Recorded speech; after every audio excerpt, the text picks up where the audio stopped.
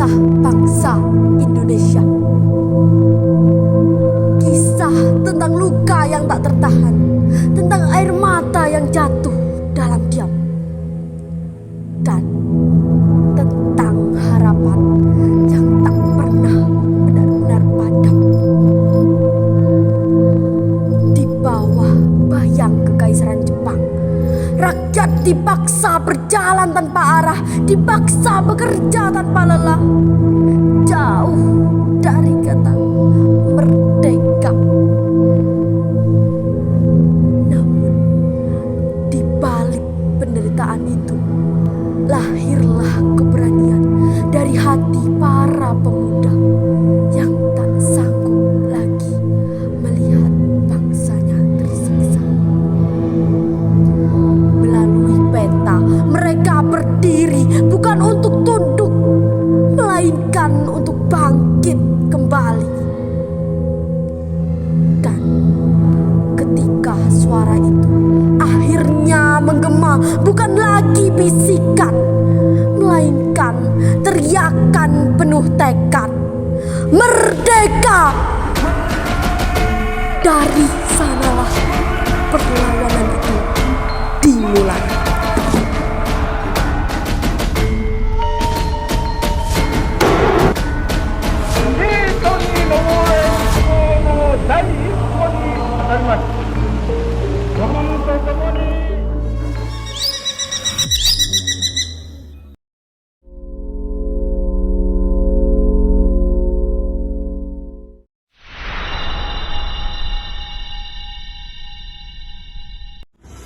Pada tahun 1942, bangsa Indonesia kembali mengalami masa kelam ketika pendudukan Jepang di Indonesia dimulai. Dengan cepat, Jepang mengalahkan Belanda dan mengambil alih kekuasaan. Awalnya, mereka datang dengan janji manis, membebaskan Indonesia dari penjajahan.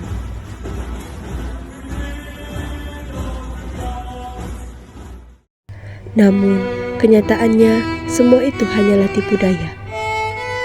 Rakyat Indonesia justru mengalami penderitaan yang jauh lebih berat. Di tengah penderitaan itu, Jepang membentuk pasukan bernama PETA pada tahun 1943 dengan alasan melindungi tanah air dari sekutu. Namun, di balik itu, rakyat tetap ditindas oleh kekuasaan Jepang. Cepat, kerja yang benar. Ampun Tuan, saya sudah tidak kuat. Dari kemarin kata yang benar.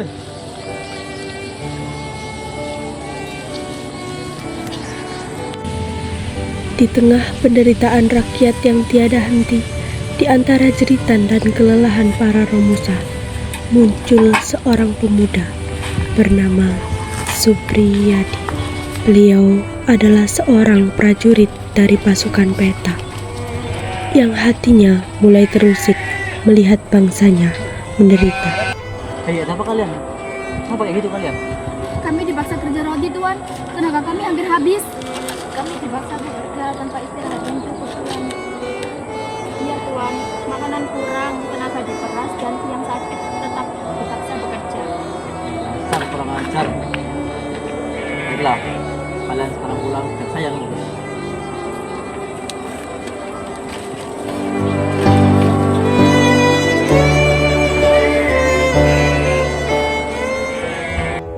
Di malam harinya, Supriyadi tidak bisa tidur karena memikirkan penderitaan rakyatnya.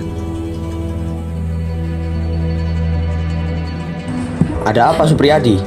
Kau masih memikirkan rakyat itu? Hati ini tidak tenang. Berarti kita harus melawan. Kumpulkan pasukan kita besok. Untuk apa kita dilatih perang kalau hanya untuk menindas bangsa sendiri? Tapi Jepang memiliki senjata yang lengkap. Jika gagal, kita bisa dihukum mati. Itu benar. Tapi jika kita terus diam, kita akan terus sengsara. Rekan-rekan kalian banyak yang telah gugur karena kerja paksa tersebut. Kita mungkin kalah senjata, Tapi kita tidak akan kalah dengan tekad dan nyali kita. Setelah mengumpulkan dukungan, mereka mengadakan pertemuan rahasia. Kita akan menyerang markas Jepang sebelum fajar. Siapkan pasukan kalian sebaik-baiknya. Kita akan menyerang dengan cara bergerilya. Tempat yang kita serang adalah Hotel Sakura. Pasukan dibagi menjadi beberapa kelompok. Bagaimana jika rencana kita bocor? Kita harus siap menghadapi segala kemungkinan. Setelah tekad untuk melawan bulat diputuskan, tidak ada jalan untuk kembali. Di bawah bayang-bayang kekuasaan Jepang, mereka mulai menyusun langkah dalam diam. Setiap gerak harus dirahasiakan, setiap rencana harus disembunyikan. Kamu sudah tidak kuat, Bu. Kami membawa tetap. Kalau kami muda, kami kepada kalian sungguh luar biasa. Tapi kalau kita buatlah perkara kita. Kami tahu tapi karena kesalahan karena kami kita cepat bangsa kita dijajah oleh pasukan Jepang. Pertemuan dengan Soekarno tidak memberikan jawaban yang mereka harapkan. Ia memahami penderitaan rakyat, namun memilih untuk tidak terlibat langsung dalam rencana penyerangan. Baginya, perlawanan terbuka terhadap Jepang saat itu adalah langkah yang sangat beresiko. Dengan pertimbangan yang matang, ia tidak memberikan dukungan penuh terhadap rencana tersebut. Namun, tekad Supriyadi dan para pejuang telah bulat. Mereka memilih untuk tetap melangkah meski tanpa dukungan. Di balik rencana yang disusun secara diam-diam, bayang-bayang kecurigaan mulai muncul. Gerak-gerik para anggota PETA tidak lagi luput dari pengawasan Jepang. Bukan, Tuan. Saya tidak tahu apa-apa. Jangan berbohong. Saya tidak tahu apa-apa, Tuan. Saya berani bersumpah. Kalau kamu berani berbohong, kamu akan mati.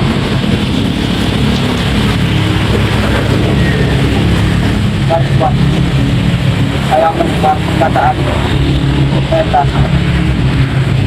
Dia akan menyerang Hotel Sakura pagi hari saja.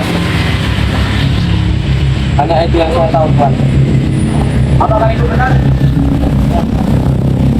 Pandai. Baik, Pak. Masih, Pak.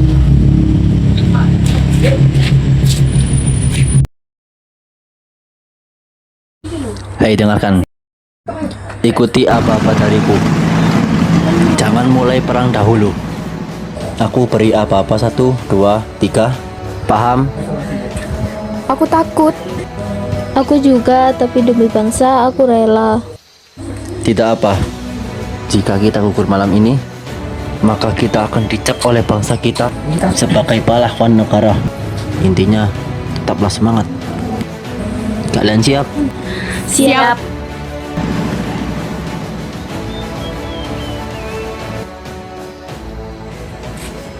Tan, kenapa ditinggal sekali? Jangan-jangan mereka mengetahui rencana kita. Tidak. Kita dalam markasnya mereka.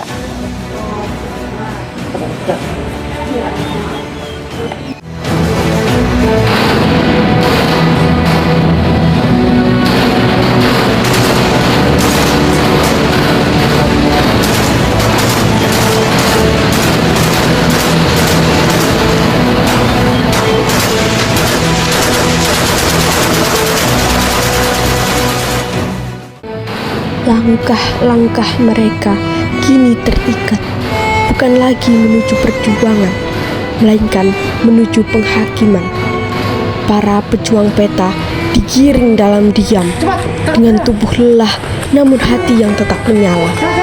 Di balik luka dan penderitaan, tersimpan keberanian yang tak mampu dipadamkan.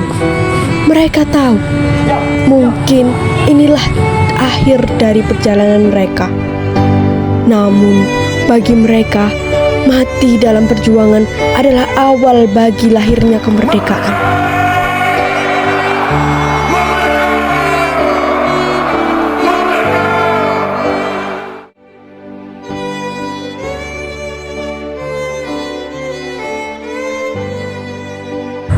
Kalian dinyatakan bersalah karena telah memberontak terhadap Jepang. Kami melawan demi rakyat kami.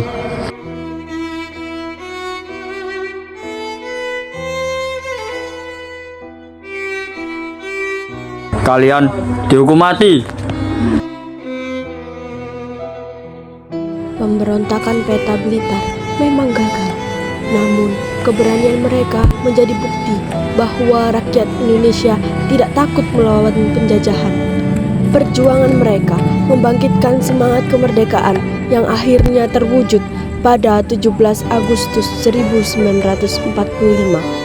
Jasa para pejuang peta akan selalu dikenang dalam sejarah bangsa Indonesia. Bagian pertama adalah seruan dari pihak Nippon kepada pihak Indonesia. Bagian kedua adalah sambutan atas seruan itu dari pihak Indonesia. Dan bagian ketiga harus dinyanyikan bersama-sama oleh pihak Nippon dan pihak Indonesia. Kita, bangsa Indonesia dengan bangsa Nippon, yang sama-sama bangsa Asia mesti bekerja bersama-sama. Marilah kita bekerja bersama-sama agar supaya lekas tercapai cita-cita kita bersama, yaitu Asia Raya. Sekian tuan-tuan dan nyonya-nyonya.